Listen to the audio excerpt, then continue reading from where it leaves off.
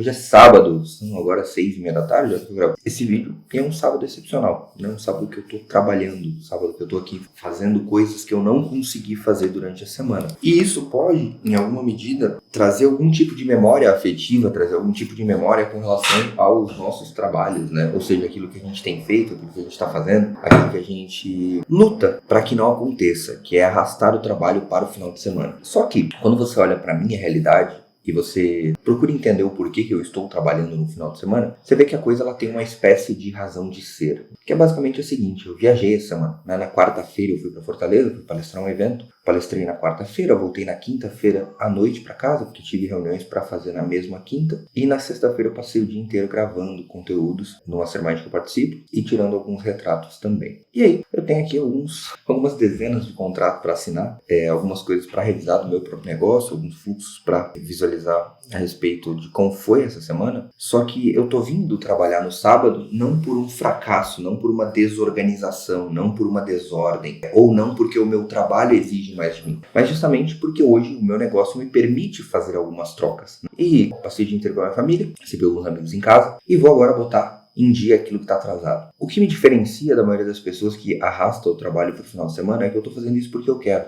né? Eu estou fazendo isso de forma livre e não porque eu dependo disso aqui. Porque hoje, graças a Deus, a gente tem um time muito bom dentro do meu próprio negócio, um time muito bom dentro da minha empresa, um time que dá conta de tocar as coisas mesmo quando eu estou fora, mesmo quando eu estou ausente. E esse mesmo time toca toda a parte comercial, toda a parte de gestão, toda a parte de marketing. E meu trabalho hoje, como bom dono de negócio, é cuidar daquilo em que eu realmente sou bom, né? Eu costumo dizer que todo negócio é uma espécie de desdobramento da nossa vocação a serviço dos outros. Eu sou muito bom em ajudar as pessoas a ganhar dinheiro e sou muito bom em criar produtos, ofertas, estruturar o negócio de outras pessoas para que elas consigam comprar tempo de volta. E hoje, o meu foco total no meu negócio está nisso aqui. Está em fazer as pessoas comprarem esse tempo de volta. Então, tendo um bom time, tendo uma boa empresa, tendo uma boa estrutura que consiga receber de alguma forma essas ausências que se fazem necessárias por mim hoje, é algo que eu sempre busquei e que em alguma medida hoje eu consegui. Então, imagine o seguinte, hoje, no seu próprio negócio, seja você autônomo, prestador de serviço ou qualquer coisa nesse sentido, tá? Você consegue se ausentar totalmente da sua operação durante 3 dias, sem que nesses 3 dias aconteça o apocalipse, ou seja, sem você ter que ficar parando para responder mensagem, sem você ter que ficar parando para resolver o probleminha.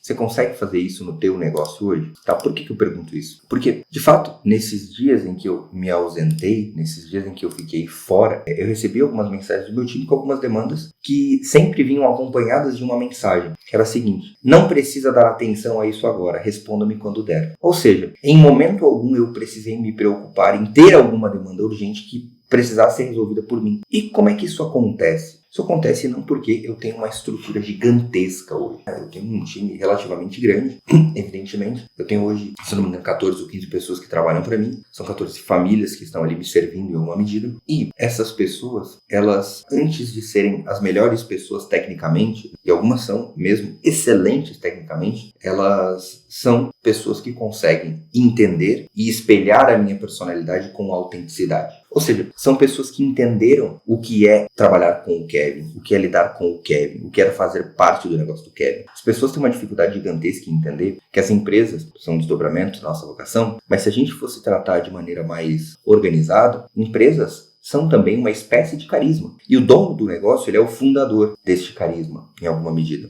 Então, as pessoas precisam ser boas tecnicamente, não há dúvidas com relação a isso. Só que mais do que isso, elas precisam entender quais são as regras do jogo. Ou seja, qual é a expectativa que eu tenho com relação ao meu time e qual é a expectativa que o meu time tem com relação a mim. Então, hoje eu tenho pessoas que entendem isso dentro da minha empresa, que entendem exatamente o que eu espero de cada uma delas, como que eu reajo às coisas, como é que eu toco as coisas, como é que eu tomaria decisões. Isso aqui é um ponto muito importante, porque num processo de crescimento, onde nós vamos delegando funções, delegando atividades, delegando uma série de questões, pode acontecer de o dono do negócio, o fundador do negócio, né, o founder, ele meio que se isolar numa nuvem, ou num andar, ou num escritório, ou no seu home office que seja, e se tornar inacessível, não no sentido de que as pessoas não consigam alcançá-lo, mas no sentido de que as pessoas não conseguem entendê-lo, e se fazer entender é fundamental. Se fazer entender é fundamental que a gente faça acontecer a todos, a ponto de meus colaboradores olharem para um problema, olharem para uma situação, olharem para uma dificuldade, olharem para uma tomada de decisão que eles precisam ter e imaginarem o seguinte: